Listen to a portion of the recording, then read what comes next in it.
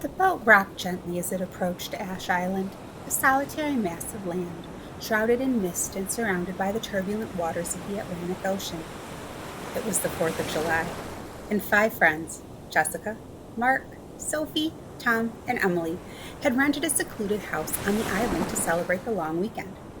The house, an old Victorian mansion, stood imposingly on a hill, its dark windows like empty eyes staring out over the island. As they disembarked and made their way up the winding path, the wind whispered through the trees, carrying with it a sense of foreboding that none of them could quite shake off.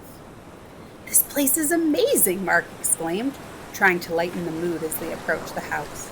"It's like something out of a movie."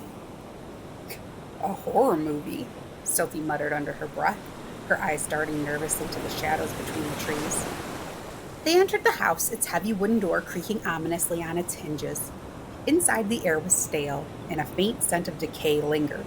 The floorboards groaned under their feet as they explored the rooms, each one filled with antique furniture and dust-covered relics of the past.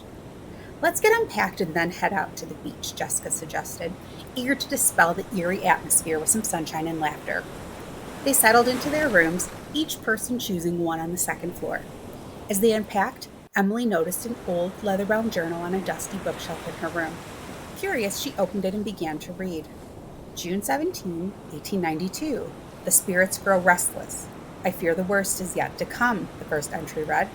Emily shivered and closed the book, deciding it was best to leave the past alone. She rejoined her friends, and they spent the day swimming and sunbathing, the island's ominous presence forgotten in the warmth of the sun and the joy of their company. As the sun set, they returned to the house and started preparing for their 4th of July celebration. Fireworks, sparklers, and a barbecue were all set up in the backyard. Laughter and music filled the air as they toasted to friendship and the beginning of a memorable weekend. As darkness fell, the atmosphere began to change. The wind picked up, howling around the house, and the trees seemed to whisper secrets. The friends huddled closer around the fire, trying to ignore the growing sense of unease. Suddenly, the fire went out, plunging them into darkness. Mark cursed and fumbled for a flashlight, but before he could find it, a blood-curdling scream pierced the night. They all turned towards the house, where the sound had come from. "Did you hear that?" Sophie whispered, her voice trembling. "It came from inside," Tom said, already moving toward the door. Reluctantly, the others followed him. Inside, the house was cold and dark, the only light coming from their flashlights. They followed the sound of the scream to the basement, where they found a trapdoor slightly ajar. "Do we really have to go down there?" Jessica asked, her voice shaking. "We need to see what's going on," Mark insisted, trying to sound braver than he felt. They descended the creaky wooden stairs, the air growing colder with each step. In the basement, they found a small room at the end of a narrow corridor. The door was half open, and inside, they saw an old rocking chair swaying back and forth, though no one was sitting in it. "Hello?" Emily called out, her voice echoing in the confined space. The chair stopped abruptly, and a chilling silence fell over the room. Suddenly, the door slammed shut behind them, and the lights flickered before going out completely. Panic set in as they realized they were trapped. "What's happening?" Sophie cried, her voice filled with fear. Before anyone could answer, a deep guttural growl echoed through the basement. They turned their flashlights toward the sound and saw a figure standing in the corner, its eyes glowing red in the darkness. "It's not real," Tom whispered, more to himself than to the others. "It can't be real." The figure moved toward them, its form becoming clearer. It was a woman, or at least it had once been. Her face was twisted in a grotesque snarl, and her hands were covered in blood. "Get out!" she screamed, her voice reverberating through the basement.